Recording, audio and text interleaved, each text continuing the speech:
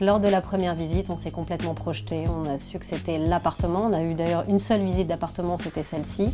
Les combles étaient dans un état pitoyable, mais c'était pas grave. On se disait qu'effectivement, on pourrait faire de cet espace un vrai espace à vivre. On avait envie d'avoir l'espace de vie en bas et l'espace nuit en haut. Donc on s'est dit c'est cet appart qu'il faut et pas un autre.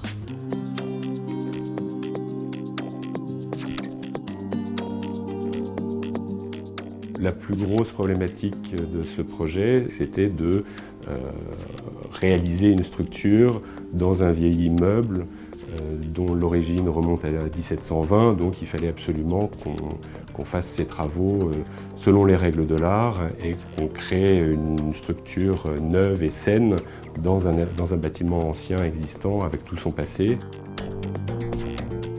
L'idée, c'était de rester dans un espace qui était extrêmement ouvert. Les cloisons ne sont que des cloisons de verre transparentes qui permettent de donner vraiment de la profondeur et de la perspective à l'appartement.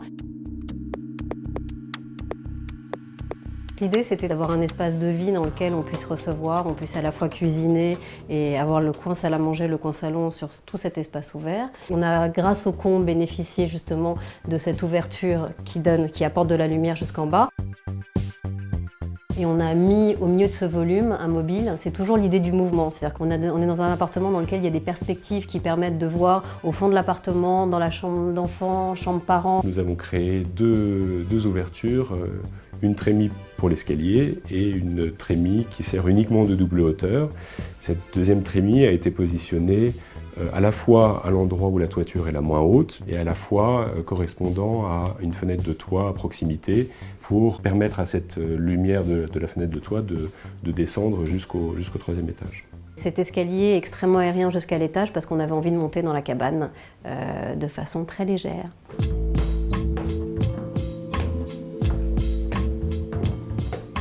En arrivant à l'étage, on se situe dans la chambre des parents. Ce qui était intéressant, c'était effectivement de créer une fenêtre de toit qui permettait d'amener la lumière aussi bien sur la partie basse de la cuisine que d'amener aussi de la lumière dans notre chambre. En fait, notre chambre garde toujours la même idée, c'est-à-dire d'avoir des couleurs qui sont des couleurs sombres, des couleurs profondes. Donc on a le noir qui rappelle le noir d'en bas. Donc on est vraiment dans une homogénéité de couleurs. Pour renforcer cette idée de cocon et en même temps cette idée d'authenticité, on a gardé les poutres apparentes, on les a gardées brutes de décoffrage, c'est-à-dire qu'on n'a fait aucun traitement dessus pendant le chantier et ce qui donne aussi ce côté un peu plus authentique. La problématique a été bien évidemment, contrairement à l'ouverture du mur porteur, de garder toutes les pièces de la charpente puisqu'elles étaient toutes maîtresses et nécessaires à la bonne tenue de la toiture. J'avais envie que mon fils ait un lit cabane et en fait c'était l'espace le plus approprié puisqu'on était sous les toits, on pouvait lui créer une vraie toiture avec une vraie cabane qui suive la pente du toit.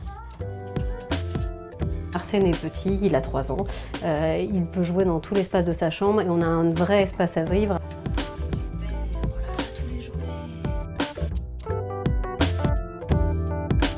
Dans l'espace salle de bain, on a aussi créé une fenêtre de toit qui a la particularité de pouvoir s'ouvrir à heure fixe tous les jours pendant une demi-heure, ce qui est très agréable parce que ça ventile la salle de bain.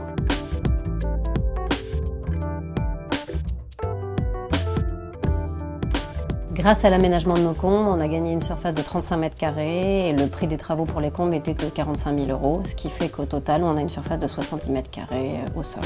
La durée totale du chantier aura été d'environ 6 mois pour refaire les 2 niveaux, la structure, l'ouverture des murs porteurs, la double isolation, la création des planchers neufs pour la salle de bain et tout ce qui s'ensuit. C'est un vrai plus d'avoir du volume, d'avoir des endroits où on a 6 mètres de hauteur sous plafond, d'avoir quelque chose qui respire, parce qu'on a vraiment le sentiment d'avoir un appartement qui respire. De vivre sous les toits, c'est plus qu'un atout, je dirais. C'est-à-dire que c'est, entre guillemets, une vraie philosophie de vie, c'est-à-dire qu'on a l'impression d'être perché sur les toits.